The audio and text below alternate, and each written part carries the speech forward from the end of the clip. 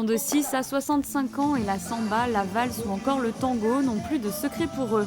Depuis maintenant 4 ans, l'association sportive de Monaco a ouvert sa section danse sportive sous la direction de Mirella Piano. Pas moins de 80 adhérents s'entraînent chaque semaine dans la bonne humeur. À noter que la danse sportive est composée de 2 groupes, les standards et les latines. La danse sportive, c'est la partie danse de salon que l'on porte en compétition en fait.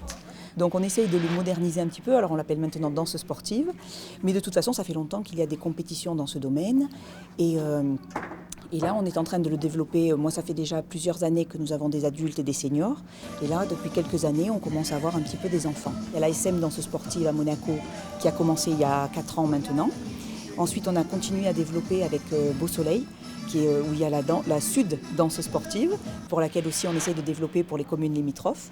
Donc en fait, on essaye de conjuguer les 2 groupes pour essayer d'avoir un peu plus pour toucher le plus d'enfants possible et le plus de monde possible dans cette discipline. La danse sportive se divise en 2 styles de danse. Il y a les danses latines qui comportent 5 danses. Il y a le cha-cha, le jive, la samba, la rumba et le paso doble.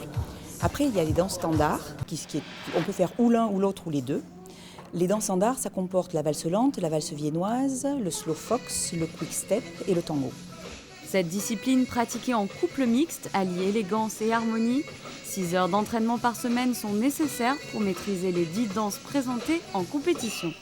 Nous pratiquons la danse sportive depuis 9 ans. Nous avons été amenés à la danse pour notre mariage. On a voulu apprendre la valse viennoise, tout simplement. Donc c'est comme ça qu'on a connu Mirella, notre présidente. On a appris à danser la valse viennoise, puis le rock'n'roll, et puis le tango, et puis les 10 danses. Et quand le club s'est affilié à la fédération de danse sportive, on a tenté le coup et on est complètement tombé dans l'engrenage de la compétition.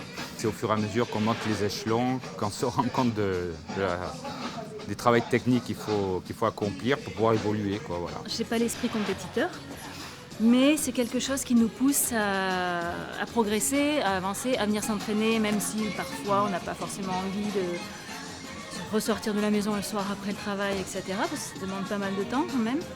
Mais donc c'est une motivation supplémentaire pour s'entraîner. Dans cette discipline, s'il n'y a pas la compétition, de toute façon, il n'y a pas de progrès.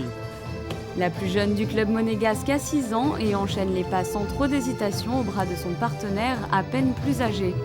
Souvent considérée comme démodée, la danse sportive retrouve un regain d'intérêt auprès des plus jeunes ces dernières années, grâce notamment aux émissions de télé-réalité. On rigole. Après, c'est notre sport, alors après on s'habitue et après ça nous fait du plaisir de danser. En fait, c'est bien qu'on soit ensemble, quoi. On n'est pas solo. En plus, on a les autres. Donc, franchement, moi j'aime bien pour parler tout ça en équipe. Ma mère, elle m'a dit ouais, c'est. Elle a insisté. J'ai cédé.